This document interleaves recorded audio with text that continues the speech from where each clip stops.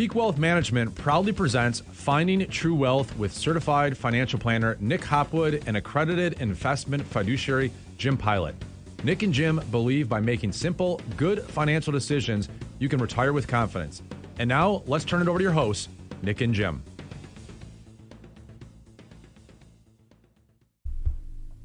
Welcome everyone to episode 165 of the Trust the Plan podcast. I'm Nick. And I'm Jim. And we are sponsored by the Peak Organic Blend. That's good. We got to give some love to our sponsors. Yes, you do. If you haven't had it, let us know. It's good. Okay. Today we're going to talk about an article that you read on MarketWatch. Mm-hmm. Yeah, it was interesting. I came across an article and it was talking about GoFundMe for Walmart employees, and I thought, well, that's interesting because GoFundMe's gotten so popular for all these different reasons. But the article was about how some Walmart employees have started a GoFundMe so that some of their folks can retire.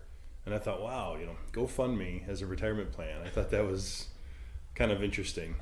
It's like I was driving and I was at a red light, and I noticed the car in front of me had their Venmo handle. They just want you to send them money. That's funny. Yeah. Why? What a world we live in. How much do you need? Yeah. And for what purpose? Yeah. Right. Exactly. just because.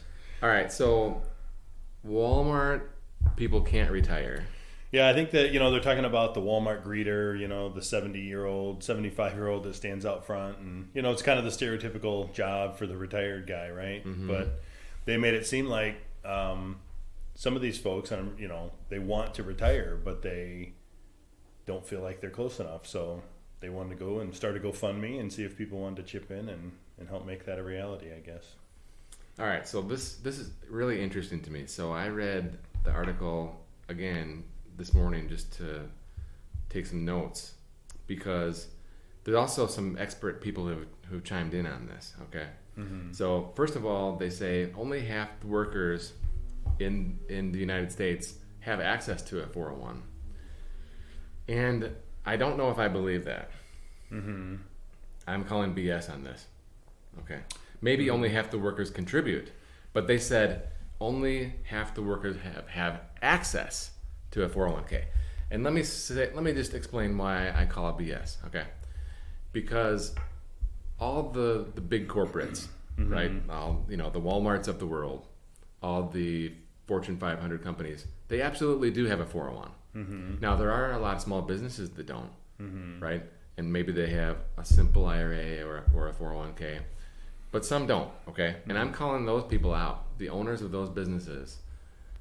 Shame on them for not, no, I'm dead serious here. Yeah. Shame on them for not offering an easy way for their employees to save for retirement with a matching contribution as incentive. Because if, sadly, a lot of the people that are working at those companies, they're not going to do it unless you make it easy for them. Mm-hmm. Right? Yeah, true. And that's what the article was getting at kind of too, right? Is saying, well, because a 401k is easy, right? But the reality is if you don't work for someone that doesn't have a 401k either, there's other opportunities, right? So to solely blame, corporate America for not having a 401k, like you said, but most of the big ones, they all do. Everybody does. Yeah. So, like in 1985, okay, mm-hmm. I like to pick on my dad. Okay, mm-hmm. In 1985, he worked for a small business, and they set up a 401. Okay, mm-hmm. And no one really contributed, probably because there was not a great match or something, mm-hmm. or people were uneducated about it back then. And after a couple of years, the owner shut it down. Okay, maybe the administrative burden was expensive relative to how many people were putting in. I don't know. Mm-hmm. But in hindsight, all these dozens of employees, right? And what did my dad do? Right? He just took a check. Yeah. Just cashed it out. Take the penalty and everything. Right. And then his only other option for tax optimized savings was a $2,000 IRA. Mm-hmm. So that's not going to get you very far, mm-hmm. right? So this in the 80s was very common, but now it's 2023. Like, come on, man, let's get a 401k going for your employees. Yeah. Okay, it's a 4% cost. Mm-hmm. Okay, And if they do that, then that gives the owner a ton of capacity to put away as much as they, up to the limits as well. Yeah, that means the owner can do more too. Yeah. But let's get back to Walmart and GoFundMe, okay? Because I have other thoughts. So one of the experts is Teresa Ghilarducci something, and I don't, she says that really this is showing we have a tremendous failure of our retirement system. What do you agree or disagree? I suppose you could say there's a failure in education because people, if they don't have a 401k, they don't know what else to do. But I think that, that's the thing. You don't have to save for retirement only in a retirement account. Like, I think people look for excuses just to not save. Yeah. And if they don't have a 401k, then, I can't save because I don't have a 401k, so I'll just go and spend it on whatever I feel like. So you're blaming the individual rather than the system. Yeah, I think like I said, I think the system could probably educate better. I suppose people need to be maybe made more aware that you have a retirement plan or you don't. You need to figure out how to save because take some personal responsibility. You have to have that responsibility to look out for yourself. Yeah. So, like back in the 80s, right? The limits were low, 2000, and I can't remember what the 401 limits were, but now, okay. Let's assume that you do have access to a 401k. $22,500 per person. Mm-hmm. That's $45,000 of tax optimized savings. Mm-hmm. HSA is another almost $8,000. Mm-hmm. So now we're up to like almost $53,000. And this is for the under 50 catch-up people. Mm-hmm. What else? You can do a Roth IRA on top of that, which is another $6,500 each. I mean, we're up to like $60,000 of tax from a systematic point of view. Right. The government is giving you tremendous incentive to save. Mm-hmm. Right? Right. Well, I realize a lot of people can't afford to save $60,000. Like, you got to be really affluent to do that. Mm-hmm. But they've made it easy, so even if you're a much less earner, you can still take advantage of it. Right. And theoretically, if you're a lower earner, your required retirement savings should be less too. Amen. So, cut to GoFundMe. Butch, who's 82, working at Walmart, got $166,000 on his Walmart GoFundMe, and guess what? Dude is retired now. Okay, it worked for him. It worked. Yeah. Yep. Also, Carmen, she got $136,000 on the Walmart GoFundMe deal, and she cashed out too. She's retired. Okay, she was 82. But the other one, like, now it's kind of over. These two were the lucky ones. Yeah, no one else is having as much success. Yeah, they're not. It's not working because the gimmick is over, right? Yeah. So I asked our spreadsheet whiz, Preston, who was on the show last week, because, by the way, how was the orthodontist? Because you were gone for like 2 weeks. It felt like it was forever. Yeah. It was a long trip, but Riley has no more braces, and she's happy about that. So wow, it's all good. Did you get your braces off too? No, never even had braces. Well, then why did it take 2 weeks? Wow, genetics. Yeah, huh? Good genes. Pilot teeth. All right, where was I? Oh yeah. So Preston did some research, right, with his spreadsheets, and I want to tell you, if Butch would have saved in the 401 over the last 60 years, from age 22 to 82, do you want to know how much he would have had to put away each month to get to his 166 that he got on GoFundMe?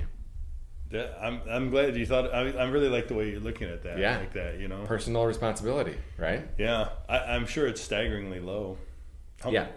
Ready for this? Yeah. Drum roll. $36 a month. Dude couldn't save $36 a month. Yeah. Instead, had to work till he was 82 and do the GoFundMe. Okay. So good for Butch, but what about the other people that are in the same position? It's kind of too late for them to save $36 a month, and I don't have a good solution. Okay, but we have a pretty good social net, right? So hopefully that holds up for these guys. Yeah. But if you're 22 or your kid is 22, right? Let's learn from Butch. And that's what I was going to say is, this is an opportunity to educate, and, somebody like Butch, right, having gone through it, should say to those grandkids, just start putting something away, Yeah. I mean, $30 some a month during the working years, it should be manageable. There's not too many sacrifices to come up with that. So I think that's a huge takeaway for this. I agree. So I don't know if Teresa, the expert, right? I don't know if she likes the setup or I don't know her position on these things, because sometimes it's hard to interpret a quote, but she said it looks like 3.9 million more people need the GoFundMe retirement plan. Okay, so that's not going to happen. Okay, there are 2 people and it's over now. Okay, Yeah. and I'm not doing it. Okay, I like to think of myself as charitably inclined, but sometimes the whole personal responsibility thing is too much for me to overcome. Okay, so I'm not gonna retire. I'm not gonna contribute to the next guy at Walmart who's hoping to use this as the plan, Right. and Cash in his lotto ticket, right? Right. But 3.9 million people are working over age 70 or whatever she says, that are working because they need the money. Okay, and it's probably true. And I just wish that they had the education or better decision making. And sometimes you have all the best intentions and you make all the right decisions and things go bad for you. So it's a sad situation. Yeah, it is, but it was an attention-grabbing headline because Yeah. it's a different way to think about it. Yep. Okay, well, if you want the GoFundMe retirement plan, we're not a good fit for you. But if you'd like a second opinion on what you were doing, and if you want to know, will you have enough, it would be a great opportunity to have a chat. You can schedule an appointment or learn more at peakwm.com. You've been listening to certified financial planner Nick Hopwood and accredited investment fiduciary Jim Pilat on the Finding True Wealth podcast, sponsored by Peak Wealth Management. You can learn more about Peak Wealth Management by visiting peakwm.com or follow on Twitter at nhopwood1.